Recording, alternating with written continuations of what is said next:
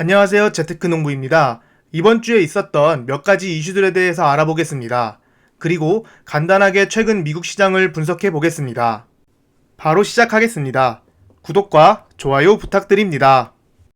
혹시 2015년 크리스찬 베일이 주인공으로 나온 빅쇼트를 보신 분이 계신가요? 왼쪽이 마이클 버리를 연기한 크리스찬 베일이고 오른쪽이 진짜 빅쇼트 주인공 마이클 버리입니다.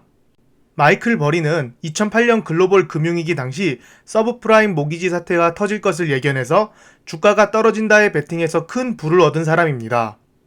영화 빅쇼트의 실존 인물이죠.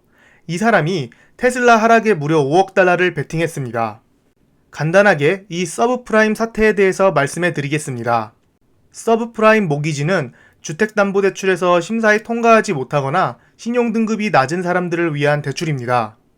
그렇기에 서브프라임 자체는 신뢰도가 낮고 금리가 높게 설정됩니다. 은행에서는 제대로 확인도 안 하고 엄청나게 대출을 해줬습니다. 결국 대출 이자가 계속 올라서 대출을 빌린 사람들이 갚지 못하면서 발생된 사건입니다. 아래 빨간 네모를 보시면 QQQ가 2008년 말부터 엄청나게 하락한 것을 알 수 있습니다.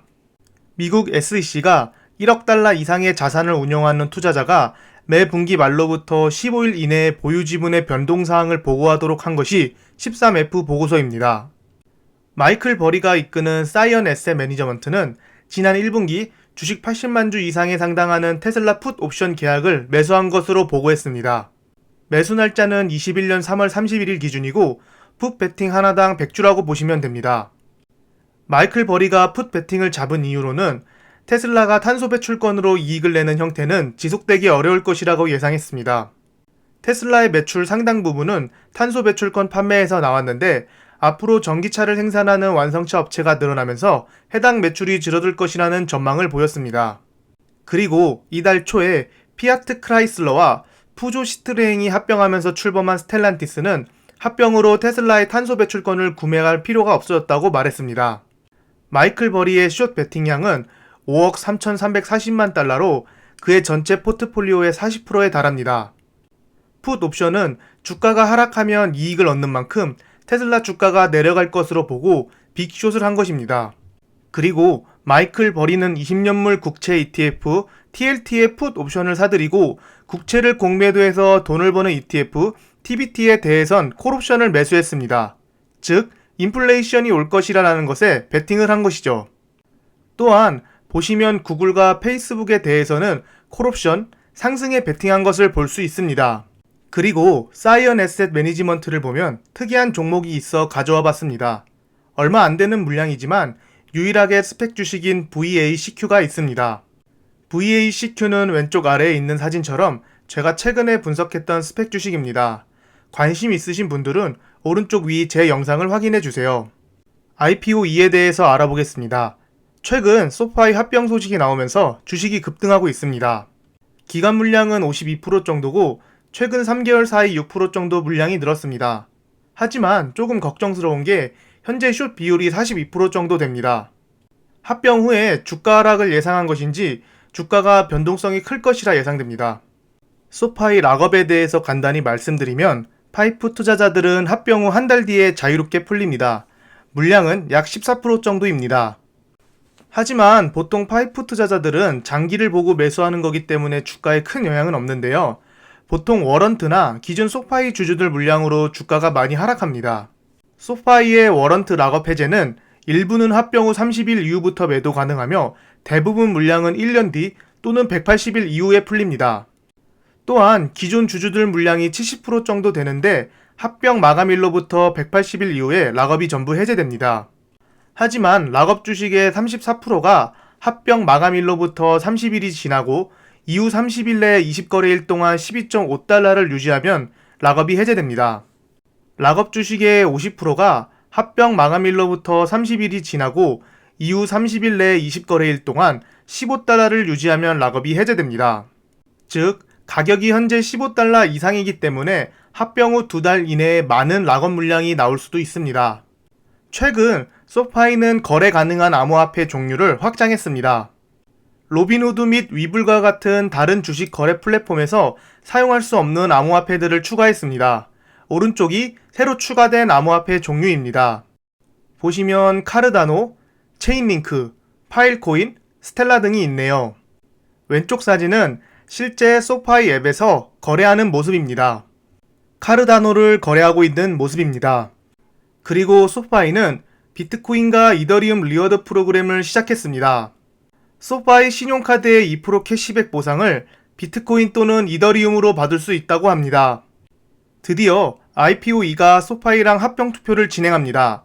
5월 27일 합병을 위한 주주총회가 열리고 그 전에 합병 투표를 하게 됩니다.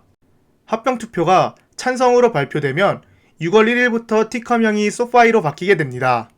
간단하게 최근 미국 시장을 분석해 보겠습니다.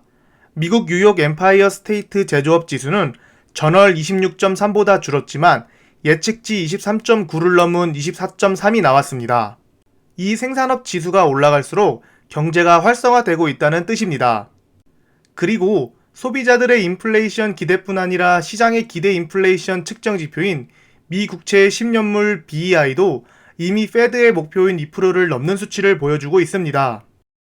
5월 17일에 있었던 페드의 리처드 클라리다 부회장의 연설회를 보면 4월 고용 지표를 보면 채권 매입을 중단하는 데 필요한 지표들이 보이지 않는다고 했습니다.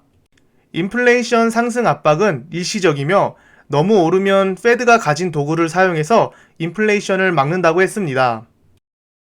하지만 해치펀드 사토리 펀드의 설립자 댄 나일스는 야후 파이낸스와의 인터뷰에서 식량과 에너지, 주택 가격이 빠르게 상승한다면 페드는 선택의 여지가 없다고 했습니다. 만약 페드가 올해 완화적 통화 정책을 끝낸다는 신호를 보이면 시장은 20% 이상 폭락할 수 있다고 했습니다. 그는 페드가 인플레를 막는다고 하지만 2007년에 서브프라임 사태를 잘 막았다고 하면서 결국 2008년에 경제 대공황이 터진 일을 예시로 들었습니다. 그리고 페드가 돈을 걷어들이기 시작하면 많은 돈을 벌어들이는 가치주에 투자해야 한다고 말했습니다. 골드만삭스의 부사장 루 밀러는 가치주가 성장주에 앞서는 이런 추세는 최소 3분기까지 이어질 것으로 보고 있다고 합니다. 경제 재개가 이제 막 시작됐다고 하면서 뱅크 오브 아메리카처럼 소외된 가치주들을 주목하라고 조언했습니다. 그는 금리가 정상 수준의 절반 정도인 만큼 아직 경기 민감주도 오를 여력이 상당하다고 분석했습니다. 기술주 중에서는 거대 기술주는 괜찮을 것이라고 말했습니다. 실적이 받쳐주는 데다 이를 바탕으로 주가를 질탱할 자사주 매입을 늘릴 것이란 얘기입니다. 최근 자사주 매입을 실시하고 있는 아마존은 주가가 오르고 있습니다. 최근 워렌 버핏은 웰스파고, 쉐브론 주식 등을 매도하고 현금 보유량을 역대 최고치에 가까운 165조 원까지 늘렸다고 합니다. 그는 이번 분기에 보험업체인 에이온 주식을 매입했다고 합니다. 워런 버핏은 왜 이렇게 현금 보유량을 늘렸을까요? 오른쪽 아래 사진을 보시면 미국 달러 인덱스가 90이 깨졌습니다. 달러의 가치가 점점 낮아짐에 따라 인플레이션 우려가 증가하는 뜻합니다.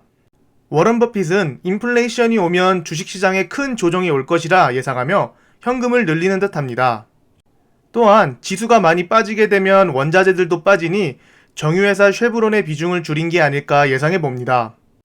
영상을 제작하는 5월 19일 오후 5시에는 나스닥 선물이 마이너스 1%가량 하락하고 있습니다.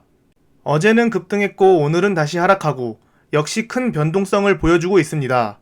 주식이 떨어진다고 주식을 안 보시면 안 되고 항상 모니터링하면서 리밸런싱을 하시고 괜찮은 기업들은 추가 매수를 통해 평단을 낮추는 기회가 됐으면 좋겠습니다. 오늘 하루도 나스닥이 양전으로 마무리되기를 바라며 영상을 마치겠습니다. 개인적인 의견일 뿐 참고만 해주세요. 지금까지 제 영상을 봐주셔서 감사합니다. 구독과 좋아요 부탁드립니다.